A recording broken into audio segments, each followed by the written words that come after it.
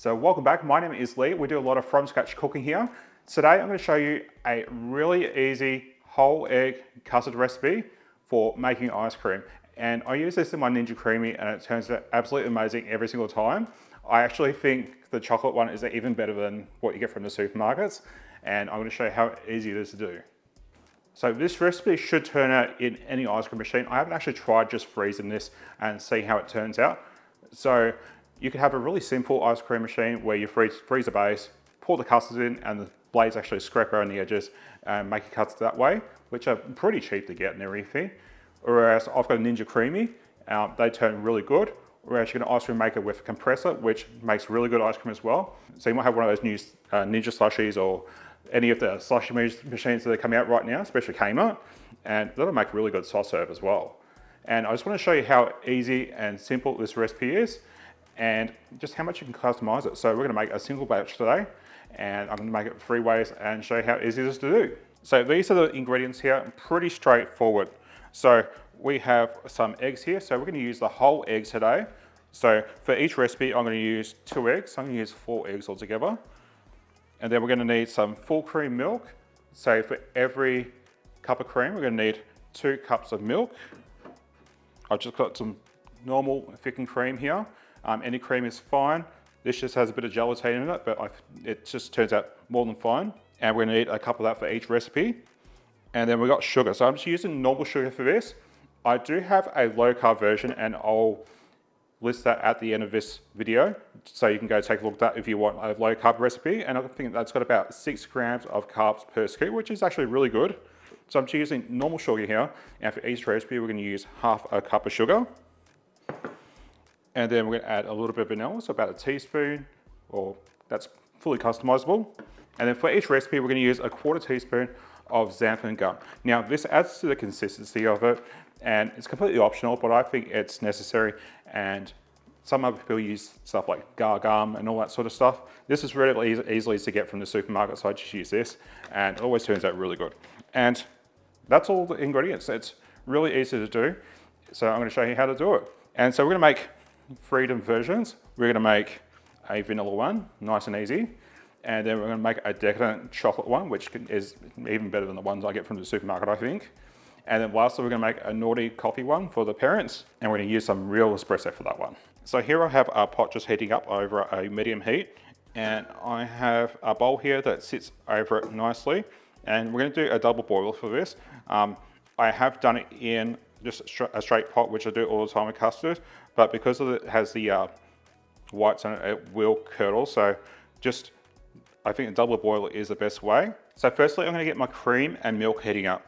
So what I have here is 2 cups of cream. It's just over 2 cups, but I just wanted to finish the bottle off. And so I'm going to add that to that. And as I said, I'm doing a double recipe. I'll put the single recipe down below so that you know. And to the cream, we're going to add 4 cups of milk. I always do the milk second, so I have a chance to actually rinse out all that cream out of it. And we're just going to let that just gently heat up. So while our milk and cream is heating up, we're going to get our eggs whisked up, ready to go. So I have 4 eggs cracked here. And as I said, I'm using the 4 eggs because I don't like wasting anything. And I have a cup of sugar here, and this is for a double recipe, so it's not a lot of sugar. It's fully customizable, but after doing low carb for a while, I actually am quite sensitive to sugar, so I don't need stuff as sweet. So the first thing I'm going to do is I've got our xanthan gum here, and I'm going to add half a teaspoon of that to our sugar, and I'm going to kind of distribute it through the sugar. And the reason why is xanthan gum likes to seize as soon as it hits a liquid. So once it hits those eggs, it's going to seize straight away. So if we put it through the sugar, then it's going to distribute just a little bit easier. I probably should have done this in a bigger container, but oh well. And so every now and then, just give your cream and milk a good stir. Make sure it's not catching anything. It shouldn't, because it is on a double boiler. So we're going to add our cup of cream to our 4 eggs here.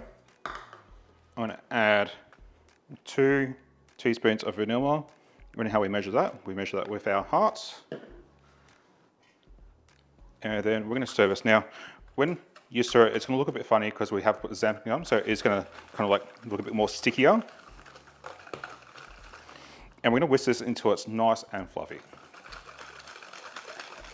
All right, so now we've got that nice and fluffy.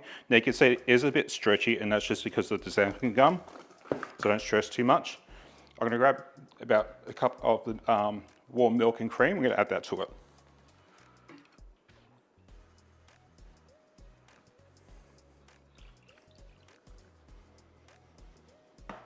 And I'm just going to gently stir this in, and I'm just going to temper it so that when we go to add it to the actual warm milk and everything on the stove, it's not going to scorch too much. Again, we're doing over double boiler, so it shouldn't do that. Can hear there is some grains left of the sugar. That's perfectly fine. Once we put it onto the stove, it's going to cook out and everything, so don't worry too much. All right, so now I'm going to pour this into our heated milk and cream. All right, so I've got a whisk in here ready, and we're just going to pour this in.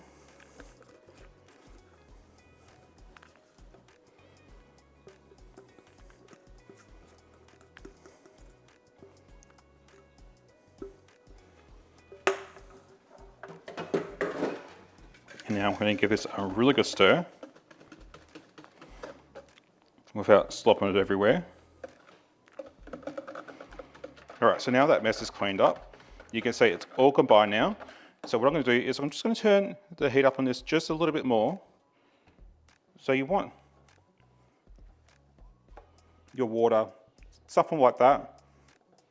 Just a slight simmer, not too heavy, but we do want it hot enough. So we want to heat this up, and we want to cook it until basically we can get a spoon in here and we can put our finger through the actual mixture and actually leave a clean line. And I'll show you how to do that.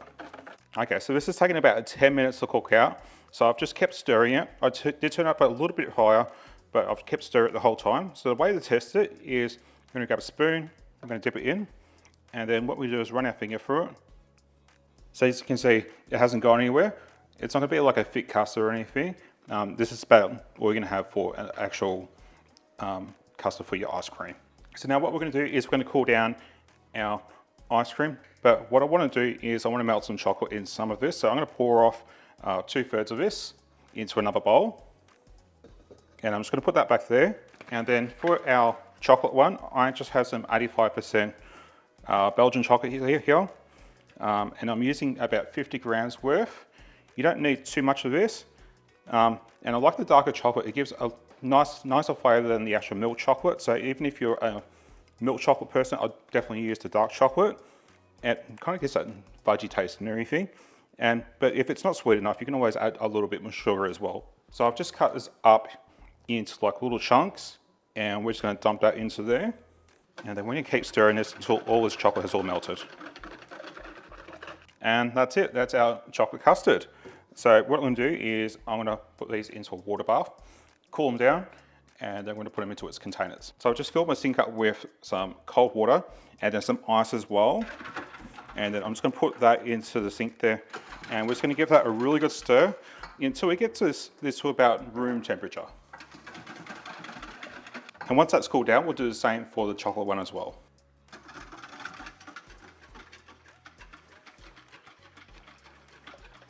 So I'm using my Ninja Creami today. So if you haven't seen one, these are the containers that we blended it up in, and it's blended after we actually freeze it.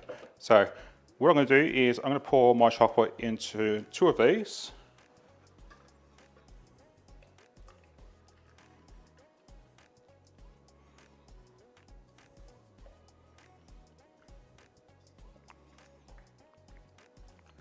Oh, that chocolate just smells so good. And then for our other 2, I'm going to pour our vanilla custard into these ones.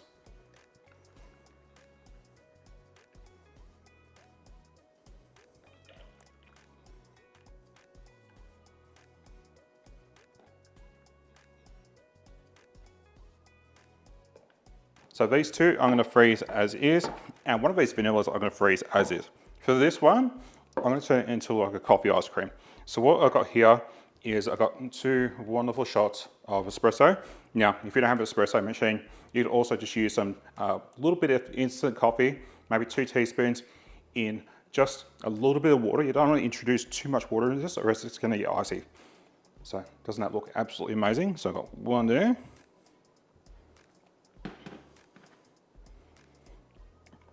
And that one there.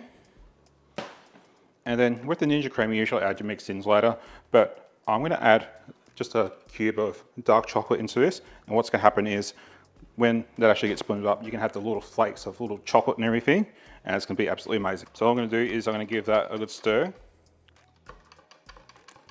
So now I'm going to pop on the lids, and we're going to pop it on a level place in the freezer, and we're going to freeze them for about 24 hours. And so far, I love the Ninja Creami. My only issue with it is, one, it's very loud. So if it's 11 p.m, I've come home from work, I do night shift usually. I can't really blend anything because I don't want to wake my neighbors up, it's that loud. The other thing is, you do have to keep these containers in your freezer. I've been very lucky to eat through some of the meat that I have in my freezer. Usually it's well stocked, but it's dropped off quite a bit now, so I've got rooms for some delicious ice cream. But once you make homemade ice cream with this recipe, you're never going to get back. So I'll see you tomorrow when we're going to try them. All right, so it's the next day now, and we've let these freeze overnight, and I've left them out for about 15 minutes, and we're going to process these in the Ninja Creami on the light ice cream setting, just because there isn't a hell of a lot of sugar in this. Plus also, I don't want to risk having to process it a second time to get it all mixed properly. So I'm going to process these on the light ice cream, and I'll come back once it's done.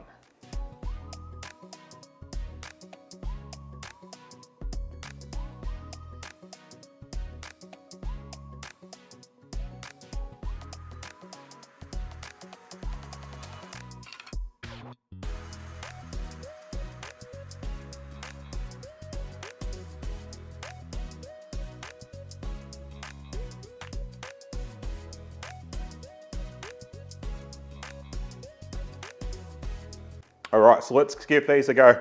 Now, unfortunately, because they've been out a little bit, they have started to melt, but they usually do hold up pretty good. If you do find it's a little bit soft, put it back in the freezer for a little bit and it'll firm up just nicely. And then after you've blended it, then basically just take it out of the freezer, leave it out for about 15 minutes, and you should be able to just scoop it up now. So here's our vanilla.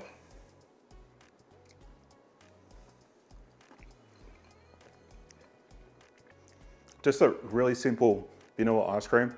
It tastes absolutely amazing. Now the vanilla's okay. The chocolate blows me away every single time. Just using some real chocolate in this just makes it taste absolutely amazing.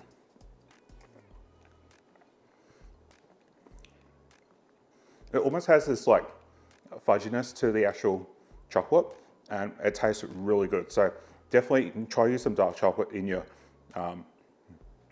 ice cream rather than using cocoa. I find the cocoa gives a bit of like a powdery taste. And now we're gonna go for the coffee ice cream. Now I shouldn't be having too much of this because it's after like 9 p.m.